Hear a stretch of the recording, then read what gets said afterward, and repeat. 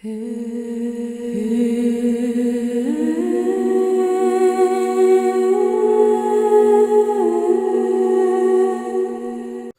दोस्तों, धार्मिक तत्व में आपका स्वागत है।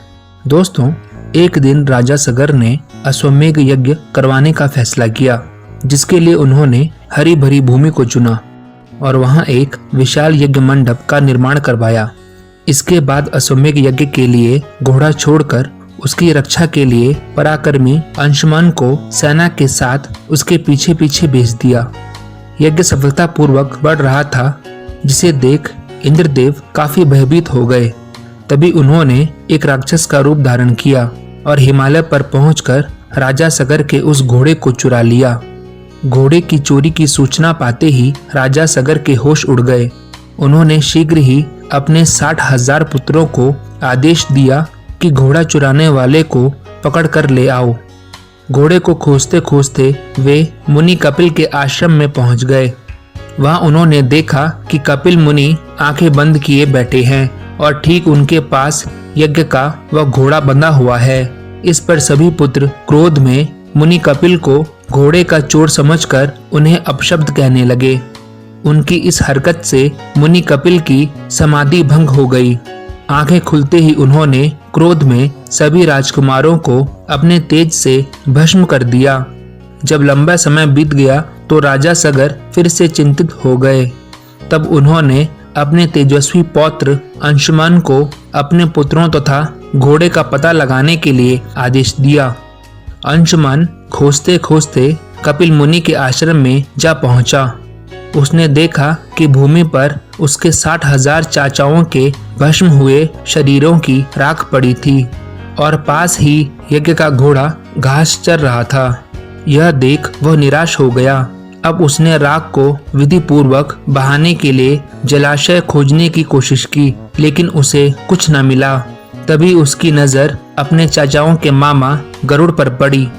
गरुड़ ने उसे बताया कि किस प्रकार से कपिल मुनि द्वारा उसके चाचाओं को भस्म किया गया था।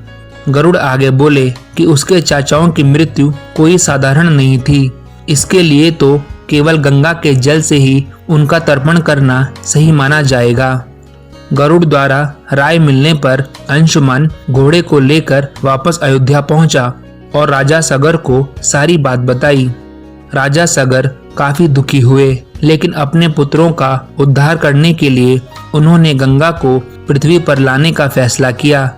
कुछ समय पश्चात राजा सगर का देहांत हो गया, जिसके बाद अंशुमन को राजगद्दी पर बिठाया गया। आगे चलकर अंशुमन को दिलीप नामक पुत्र की प्राप्ति हुई। उसके बड़े होने पर अंशुमन ने उसे राज्य सौंप दिया और स्वयं हिमालय जाकर गंगा को प्रसन्न करने के लिए तपस्या करने लगे। अंशुमन की तरह ही उसके पुत्र दिलीप ने भी राज्य अपने पुत्र भगीरथ को सौंपकर गंगा को पृथ्वी पर लाने के लिए तपस्या शुरू कर दी, लेकिन उन्हें भी कोई सफलता नहीं मिली। दिलीप के बाद राजा भगीरथ ने भी गंगा की तपस्या का फैसला किया, लेकिन उनकी कोई संतान न होने के कारण उन्होंने राज्य का भार मंत्रियों को सौंपकर हिमालय जाने का फैसला किया। उनकी कठोर तपस्या से भगवान ब्रह्मा प्रसन्न होकर उनके सामने प्रकट हुए और उन्हें वर मांगने को कहा। भगीरथ ने ब्रह्मा जी से कहा, हे प्रभु, कृपया आप मुझे सगर के पुत्रों का उद्धार करने के लिए गंगा का जल प्रदान कर दीजिए तथा साथ ही मुझे एक संतान भी दे दें, ताकि इक्ष्वाकु वंश नष्ट न हो जाए। भगीरथ की प्रार्थना सुनकर ब्रह्मा जी बोले, हे वत्स, मेरे आशीर्वाद से जल्दी ही तुम्हारे यहाँ एक पुत्र होगा, किंतु तुम्हारी पहली मांग गंगा का जल देना ये मेरे लिए कठिन कार्य है, क्योंकि जब गंगा जी वेग के साथ पृथ्वी पर अवतरित होंगी तो उनके वेग को पृथ्वी संभाल नहीं सकेगी। ब्रह्मा जी आगे बोले, यदि गंगा के वेग को संभालने की किसी में क्षमता है तो वे केवल भगवान शिव हैं। ब्रह्मा जी के जाते ही अगले 1 वर्ष तक राजा भगीरथ ने भगवान शिव की तपस्या की।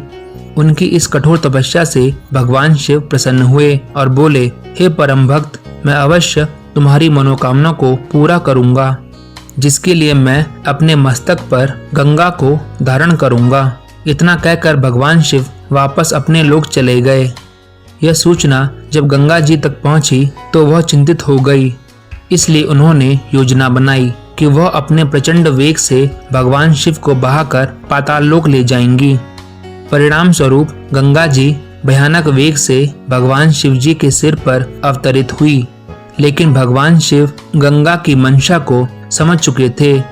गंगा को अपने साथ बांधे रखने के लिए भगवान शिव ने गंगा की धाराओं को अपनी जटाओं में धीरे धीरे बांधना शुरू कर दिया। अब गंगा जी इन जटाओं से बाहर निकलने में असमर्थ थी। भगीरथ ने फिर से भगवान शिव की तपस्या शुरू कर दी। भगीरथ की इस तपस्या से प्रसन्न होकर भगवान शिव ने गंगा जी को छोड़ दिया। छूटते ही गंगा जी 7 धाराओं में बट गई।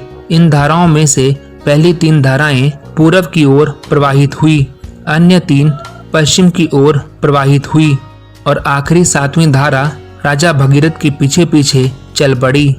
भगीरथ के पीछे चलते चलते गंगा उस स्थान पर पहुंची जहां उसके चाचाओं की राख पड़ी थी।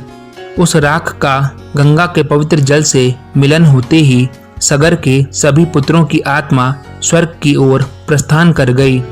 तो दोस्तों, अगर आपको ये वीडियो अच्छा लगा हो तो इसे लाइक करें, शेयर करें एंड प्लीज सब्सक्राइब करना ना भूलें। हम आपके लिए ऐसी वीडियोस लेकर आते रहेंगे। नमस्कार।